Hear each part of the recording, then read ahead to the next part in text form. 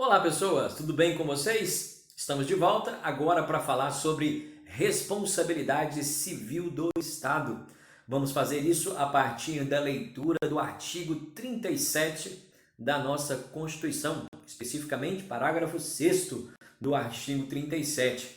Nós vamos identificar as modalidades de responsabilidade, as teorias da responsabilidade civil, pressupostos, tudo isso de acordo com a doutrina e jurisprudência, beleza? Na tela, o artigo 37, parágrafo 6º da Constituição Federal. Vou fechar a câmera aqui para melhorar a nossa experiência com o conteúdo. Então, o artigo 37, parágrafo 6º da Constituição Federal diz: as pessoas jurídicas de direito público e as de direito privado, prestadoras de serviços públicos, responderão pelos danos que seus agentes, nessa qualidade, causarem a terceiros, assegurado o direito de regresso contra o responsável nos casos de dolo ou culpa. Pessoal, o artigo 43 do Código Civil, ele traz uma redação muito semelhante. O artigo 43 fala que as pessoas jurídicas de direito público interno são civilmente responsáveis por atos dos seus agentes que nessa qualidade causem danos a terceiros, ressalvado o direito regressivo contra os causadores do dano,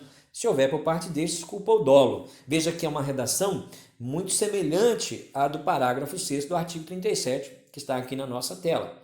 Tá? Vale a pena também a leitura e a identificação do 43 do Código Civil no seu material, reforçando aí o aprendizado. Mas vamos seguir aqui na análise do parágrafo 6º, já na nossa tela, parágrafo 6º do artigo 37 da Constituição.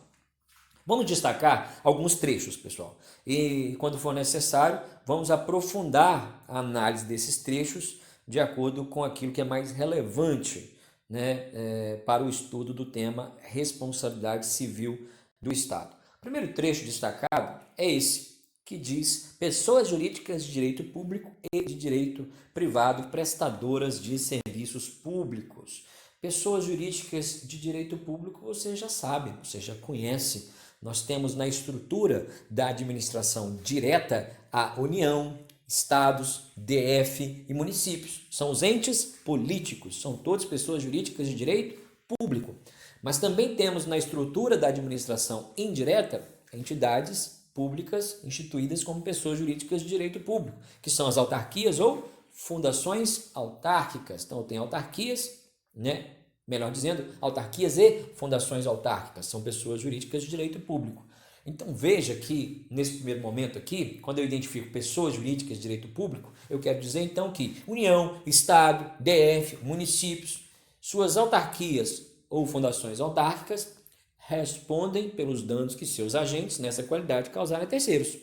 Mas não só isso, o trecho diz que pessoas de direito privado, desde que prestadoras de serviços públicos. Então, eu tenho pessoas de direito privado, prestadores de serviços públicos, que também responderiam aqui na forma do 37, parágrafo 6º. Na estrutura do Estado, eu tenho pessoas jurídicas de direito privado? Sim, eu tenho. Eu tenho as estatais, eu tenho a própria fundação, em regra, como pessoa jurídica de direito privado. Significa dizer, então, que a responsabilidade do 37, parágrafo 6º, também alcança uma sociedade de economia mista, uma empresa pública, desde que essa estatal seja prestadora de serviço público. Então, não falo apenas das pessoas jurídicas de direito público, União, Estado, DF, município, autarquias ou fundações autárquicas. Eu falo também de empresa pública e sociedade de economia mista, essas últimas, né, essas duas últimas, se prestadoras de serviços públicos. Então, na estrutura do Estado, eu já identifiquei aqui, olha, que responde pelos danos que seus agentes causarem a terceiros, a União, o Estado, DF, município, suas autarquias ou fundações públicas e também empresas públicas, sociedades de economia mista, essas desde que prestadoras de serviços públicos. Pessoal, mas não para por aí, porque essa expressão de direito privado, prestadores de serviços públicos, também alcança concessionários ou permissionários de serviços públicos. O que eu quero dizer é o seguinte, que a responsabilidade aqui do 37, parágrafo 6º, ela extrapola a estrutura do Estado e alcança particulares contratados para prestar serviços públicos, né? Como ocorre com a concessão e permissão de serviço público lá por força do 175 da Constituição Federal. Nós temos ali particulares, né, que são pessoas de direito privado contratadas mediante licitação para prestar serviço público. Então, o concessionário e o permissionário, que não, né, são pessoas de direito privado que não fazem parte da estrutura administrativa, né? Concessionário e permissionário, você sabe, não faz parte da estrutura do Estado, são contratados, são particulares contratados para prestar, né, serviço público. Esses particulares estão aqui também obrigados no contexto da responsabilidade civil do Estado. Significa dizer que a responsabilidade civil do Estado também alcança, também obriga, também responsabiliza particulares fora da estrutura do Estado, desde que esses particulares sejam aí identificados como prestadores de serviços públicos, assim entendidos, né, concessionários ou permissionários de serviços públicos. Informação importante, então. Resumindo, nós temos aqui a possibilidade de responsabilização nos termos do 37, parágrafo 6º, União, Estado, DF, municípios, suas autarquias ou fundações autárquicas. Ainda, na estrutura de Estado, empresas públicas e sociedades de economia mista, desde que prestadores de serviços públicos. E, por fim, concessionários ou permissionários de serviços públicos também responderiam aqui na forma do 37, parágrafo 6º. E responderiam como, professor? Responderiam, pessoal, de forma objetiva, orientado pela teoria, né, de forma objetiva, essa responsabilidade objetiva orientada pela teoria do risco administrativo. Vamos por parte, vamos entender o que significa. O que seria essa teoria do risco administrativo? Pessoal, a atividade do Estado é uma atividade de risco, né? O Estado ele busca o interesse coletivo e busca o interesse coletivo por meio do uso de prerrogativas, né? Ele se movimenta na busca pelo interesse público, lançando mão de prerrogativas, supremacia do interesse público sobre o interesse privado, gozando de prerrogativas, de privilégios que muitas vezes vão subjugar o interesse privado, né? Como forma de privilegiar o interesse público. Com isso, esse movimento do Estado, no uso de suas prerrogativas, buscando interesse público, é identificado como uma atividade de risco. O Estado desenvolve uma atividade administrativa de risco, sobretudo por conta das suas prerrogativas. Diante disso, o Estado tem que responder. Então, tem que responder por eventuais danos, né, por danos causados em razão desse movimento de risco ali desenvolvido pelo Estado, dessa atuação administrativa de risco desenvolvida pelo Estado. E tem que responder como? Tem que responder de forma objetiva. O que significa responder de forma objetiva? Significa que basta identificar uma conduta, um dano sofrido pelo particular e que exista uma relação de causa, que é o nexo entre a conduta e o dano, ou seja, a conduta é determinante para o dano, isso significa nexo. Essa conduta, pessoal, pode ser uma conduta por ação ou por omissão. Então, eu posso falar de um comportamento omissivo ou comissivo. Essa omissão aqui, para ser identificada como conduta para fins de responsabilidade objetiva, tem que ser uma omissão específica, tá? Não pode ser uma omissão genérica, né? Tem que ser algo específico e, em razão desse algo específico não realizado pelo agente, o dano ocorre. Então, a não realização da conduta, a não conduta, a ausência de conduta, a omissão do agente, ela precisa ter um vínculo, uma relação de causa para o dano sofrido pelo particular. Tá? Então, essa conduta pode ser uma conduta, uma ação ou omissão desde que a omissão específica. Não interessa se essa conduta é lícita ou ilícita, tá, pessoal? Pode ser uma conduta lícita, não tem problema. Não há uma análise de licitude de conduta. Pode ser conduta lícita, conduta ilícita, pode ser omissão, pode ser ação. Tá? Essa conduta não precisa, no que diz respeito à análise da conduta, não precisa identificar elemento subjetivo, porque a responsabilidade é objetiva. Não depende, né? A responsabilidade do Estado aqui, ela dispensa a análise de elemento subjetivo. Ou seja, não precisa verificar se o agente quis causar o dano. Não precisa identificar se o agente não observou um dever de cuidado. Ah, mas o agente não quis. Não interessa. Se ele fez e há um nexo com o dano, o Estado responde. Ah, o agente ele não quis, ele apenas não observou um dever de cuidado. Não interessa. Ele agiu apenas com negligência, imprudência ou imperícia, uma culpa em sentido estrito. Não interessa, tá bom? O agente ele quis provocar o resultado. Essa informação, ela não tem o condão de mudar, de caracterizar eventualmente ou descaracterizar a responsabilidade civil do Estado. Querer ou não querer, agir com inobservância de dever de cuidado ou não. Então, quando eu falo em querer ou não querer o resultado, dolo. Quando eu falo em agir com inobservância do dever de cuidado, culpa em sentido estrito, né? Negligência, imprudência ou imperícia. Essa análise é desnecessária aqui no contexto da responsabilidade objetiva. Basta ter conduta. Não interessa se o agente nessa conduta quis ou se ele não quis, só teve ali a inobservância do dever de cuidado. Não interessa. Também não interessa se a conduta é lícita ou ilícita, como nós falamos, e essa conduta pode ser uma mera omissão, desde que uma omissão específica, seja ação ou omissão. O que diz respeito à omissão, uma omissão específica, tem que ser uma omissão específica, tá? Então, você teve uma ideia do que seria essa conduta para fins de responsabilidade objetiva. Mas não basta a conduta. Para que haja responsabilidade objetiva, tem que ter a conduta, com todas as características que o professor falou, e além disso, eu preciso também de um dano. Esse dano, pessoal, não pode ser um dano identificado como um mero aborrecimento, né? Não faz sentido. Um mero transtorno. Não, tem que ser uma situação anormal, extraordinária, sofrida pelo terceiro, pelo particular, pelo administrado. Ele sofreu ali um dano extraordinário que o destaca no que diz respeito à lesão em relação às demais pessoas. Ele sofreu de maneira específica, extraordinária, ali uma lesão, ok? Em razão disso, tem que ser indenizado.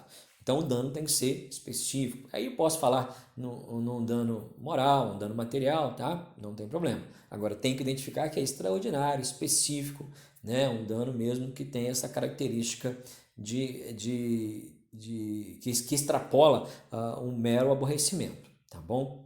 E aqui abro um parênteses, pessoal, para dizer o seguinte, lembra que a conduta pode ser lícita ou ilícita, não é? Você já sabe disso. Agora, a doutrina vai dizer que num contexto de dano extraordinário, né, específico, identificado mesmo como elemento, como pressuposto da responsabilidade, num contexto de dano causado por um ato lícito, o princípio que orienta a responsabilização aqui seria o princípio da isonomia. Porque eu tenho um ato lícito, né, o agente agindo corretamente nos termos da lei, buscando interesse público, gera o dano. E aquela pessoa sofreu um dano extraordinário específico. Nesse caso, a doutrina diz que o princípio que orienta aqui a responsabilização do Estado é a isonomia, porque essa pessoa ficou numa situação de desigualdade em relação aos demais, né? Porque ela sozinha está sofrendo ali um prejuízo enquanto a sociedade é beneficiada por aquela atuação do agente na busca do interesse público.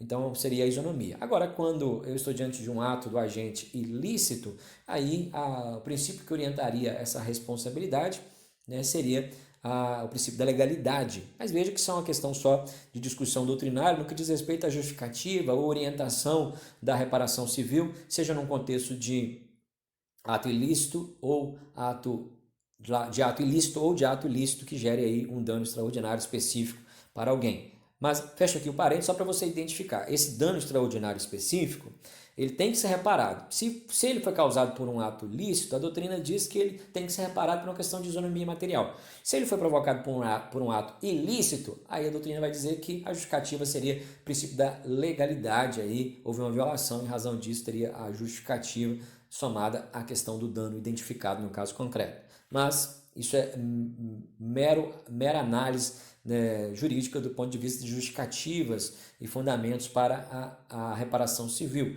porque você já sabe que a conduta, a análise da conduta não passa por uma análise de licitude ou ilicitude. Licitude ou ilicitude não importa para fins de obrigatoriedade de reparação. Tá? Isso aí é só cosmético, análise de isonomia quando o ato é lícito, ou de legalidade quando o ato é lícito, só cosmético para fim de caracterização aí da responsabilidade civil do Estado, pouco importa. Tá? Por fim, é importante falar aqui do nexo. Né? O que é o nexo? O nexo é, na verdade, a relação de causa, o liame, é o vínculo entre aquela conduta, que você já sabe, a conduta pode ser lícita, ilícita, por omissão ou por ação, ela não importa se houve dolo ou culpa, não importa. Essa conduta, ela precisa ter um nexo, que é o liame com o dano, né? Aquele resultado lesivo, extraordinário, específico sofrido pelo particular, pelo terceiro, pelo administrado. Então, esse nexo é essa constatação de que a conduta é determinante para o resultado lesivo. É o vínculo, é a relação de causa, é o liame entre a conduta e o dano e o resultado lesivo. Ok, pessoal? Um destaque que a gente precisa fazer é em relação às excludentes de responsabilidade civil do Estado. Você sabe que a regra aqui é que o Estado responde, na forma do 37, parágrafo 6º, o Estado responde objetivamente, né? Essa responsabilidade objetiva é orientada pela teoria do risco administrativo. E essa teoria admite o que nós chamamos de excludentes de responsabilidade. Tá? São as excludentes de responsabilidade civil, aqui identificadas como culpa exclusiva da vítima, caso fortuito e força maior. O que significa excludente? Significa que o Estado não vai responder. Ainda que eu identifique ali conduta, ainda que eu identifique nexo, ainda que eu identifique o dano, o Estado não vai responder porque existe um fator, existe um fato ou uma conduta que por si só é determinante para desencadear o resultado lesivo. Apesar de ter às vezes uma conduta do Estado e dessa conduta ter nexo com o resultado lesivo, existe um outro fato. Né? Um fato que por si só desencadeou a situação lesiva. Por conta disso, exclui-se a responsabilidade civil do Estado. Por exemplo, numa culpa exclusiva da vítima. Pense que eu tenho uma viatura policial em alta velocidade ali durante uma operação policial. Né? Ela está numa rodovia, uma viatura policial numa rodovia durante uma operação em alta velocidade. Naquele mesmo instante, uma pessoa que quer acabar com a sua vida sobe a passarela. Quando a viatura está passando, a pessoa pula na frente da viatura. E ela morre em razão do atropelamento da viatura. Tem conduta do Estado? Tem. Eu tenho a viatura em movimento. Teve dano? Teve. A pessoa morreu. Tá? E tem nexo? Tem, porque ela morre porque a viatura bate nela. Só que ao lado disso eu tenho uma situação, um fato que por si só é determinante para o resultado, que é a conduta da vítima. Existe uma conduta da vítima que por si só, se eu tiro a conduta da vítima, não haveria o resultado. Entendeu? Então essa situação fática, aqui no caso uma conduta da vítima, essa conduta da vítima, ela gera a quebra do nexo causal, uma vez que a culpa da vítima, né, com exclusividade, é determinante para o resultado lesivo. Então veja que nesse caso não há por que o Estado responder. O Estado responde pela teoria do risco administrativo. Ele responde por danos causados efetivamente em razão do exercício de sua atividade administrativa de risco. Ele não pode responder por uma situação totalmente alheia à atividade administrativa do Estado, que é o comportamento suicida de alguém pulando na frente da viatura, na frente de um veículo. Entendeu? Embora eu tenha uma conduta do Estado e essa conduta ocorreu e levou a óbito a pessoa, só fez isso porque ela pulou na frente do carro. Então tem uma culpa exclusiva da vítima. Então quebra o nexo, afasta a responsabilidade civil do Estado. Uma força maior. Pense numa concessionária de serviço público, a rede elétrica, a energia elétrica residencial. Aí eu tenho a rede elétrica passando na rua. Só que vem uma tempestade. A tempestade derruba uma árvore. Ninguém imaginava. Foi uma tempestade de proporções épicas, derruba a árvore. A rede elétrica está toda certinha, está tudo dentro dos níveis de segurança, tudo bacana. A rede elétrica é atingida pela árvore. A tempestade derruba a árvore cai em cima da rede elétrica, a rede elétrica cai e o fio em cima de alguém vai eletrocutar, a pessoa morre eletrocutada, pronto. Tem responsabilidade civil? A família vai pedir reparação do Estado? Vamos lá, pessoal, olha só. O fato da natureza, por si só, é determinante para o resultado lesivo. Eu tenho uma conduta do Estado? Tenho. Eu tenho uma rede elétrica passando no contexto de prestação de serviço público. A pessoa morre em razão do fio elétrico que cai e ela morre eletrocutada? Sim. Então tem conduta, tem um nexo com resultado lesivo. Só que eu tenho um fato ao lado disso que é um fato da natureza. Esse fato da natureza, por si só, é determinante para o resultado. Se eu tiro o fato da natureza, a conduta do Estado não seria suficiente para gerar o dano. Então, essa situação exclui a responsabilidade civil também do Estado aqui no caso. Porque lembre-se, a teoria do risco administrativo, o Estado tem que responder, mas responder por aqueles resultados lesivos que tenham sido ocasionados realmente por condutas da atuação administrativa do Estado, né? Não um fato totalmente alheio a essas condutas administrativas do Estado.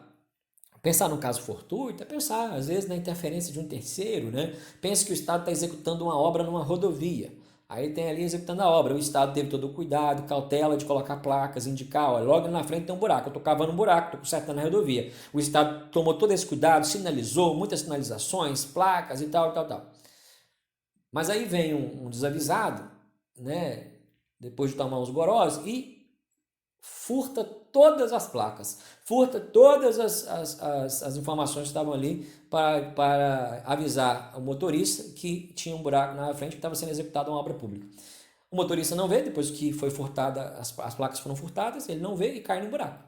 Olha só, tem conduta do Estado? Tem a conduta do Estado, o Estado está executando uma obra, o buraco só está ali porque o Estado fez.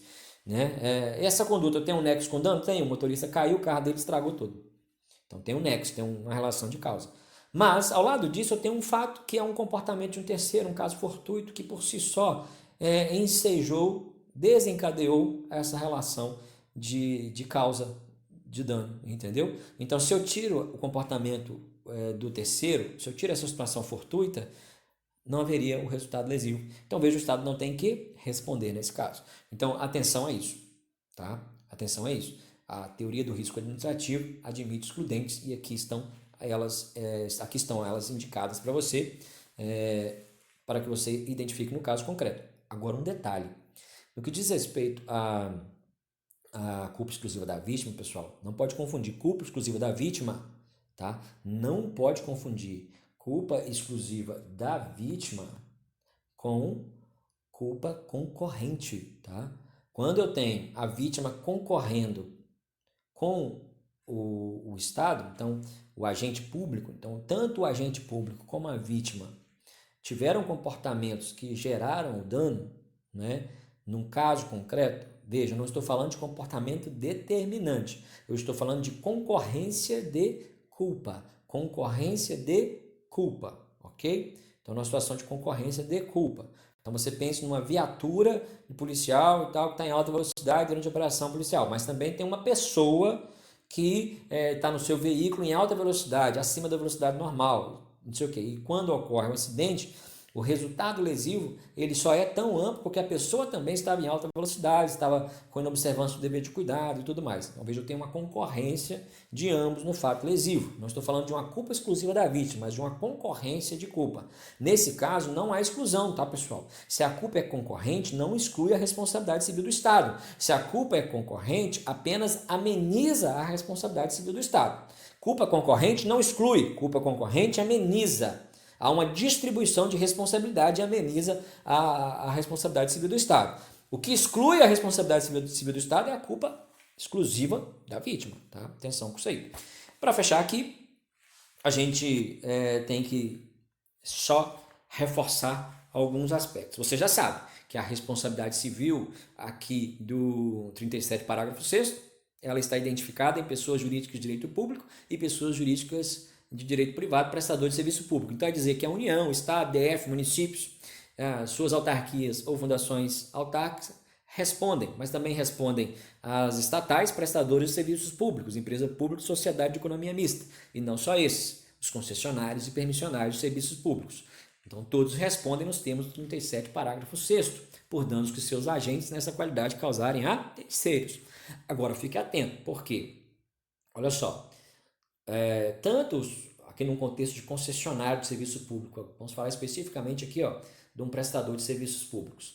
Veja, tanto o prestador de serviços público, né, tanto o concessionário, o permissionário, como o poder concedente respondem, tá, pessoal?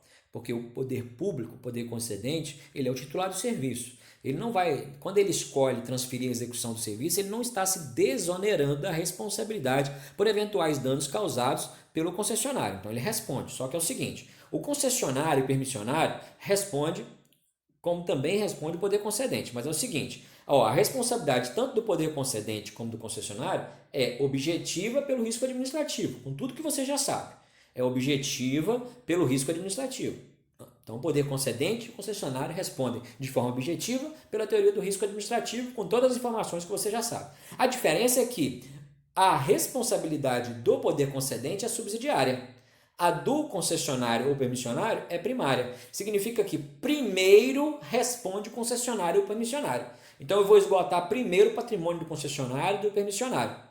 Tá? Só num segundo momento, se esse patrimônio for insuficiente, que eu vou responsabilizar o ente estatal. Só no segundo momento que eu vou responsabilizar o ente estatal. Primeiro eu responsabilizo o contratado para prestar o serviço público, concessionário ou permissionário. Se não for suficiente, responsabilizo o Estado. Daí eu falo em uma responsabilidade chamada subsidiária.